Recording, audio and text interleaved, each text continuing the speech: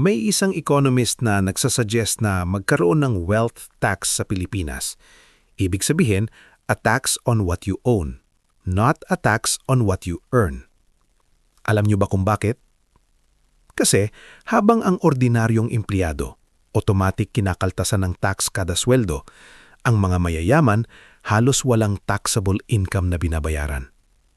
Halimbawa, si Mark, empleyado sa opisina, kumikita ng 50,000 pesos kada buwan. Pagdating ng sweldo, bago pa niya makuha ang pera, may bawas na agad na withholding tax. So sa 50,000 pesos niya, pwedeng nasa around 43,000 pesos na lang ang actual na matatanggap niya. Wala siyang choice, automatic yon, dahil salary income ang pinakamadaling matrack at i-tax. Ngayon, si Victor naman, mayaman. May hawak siyang shares, lupa, at commercial buildings na worth 700 million pesos.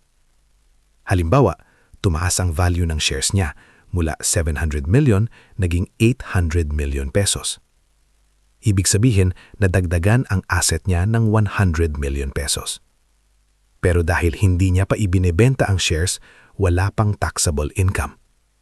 Ngayon, imbis magbenta at magbayad ng tax, pwede siyang pumunta sa bangko. Sabihin niya lang, may shares akong 800 million pesos. Gusto kong umutang ng 50 million pesos. Papayag ang bangko dahil may malaking collateral siya. Ang 50 million na loan pwede niya lang gamitin for lifestyle spending o pang-invest ulit sa kondo o negosyo. At dahil loan o utang iyon, hindi iyon kinukonsider na income. Kaya hindi taxable. Oo, may interest siyang babayaran sa utang, pero kadalasan mas mababa iyon kaysa sa tax na babayaran niya kung ibebenta niya ang assets. Habang tumataas pa rin ang value ng hawak niyang yaman, tuloy pa rin ang advantage niya sa loophole. Kaya kadalasan, ang ordinaryong empleyado siguradong taxed agad, pero ang sobrang yaman kayang kontrolin kung kailan lalabas ang taxable income. So ngayong alam mo na ang loophole sa income tax, pabor ka ba sa wealth tax?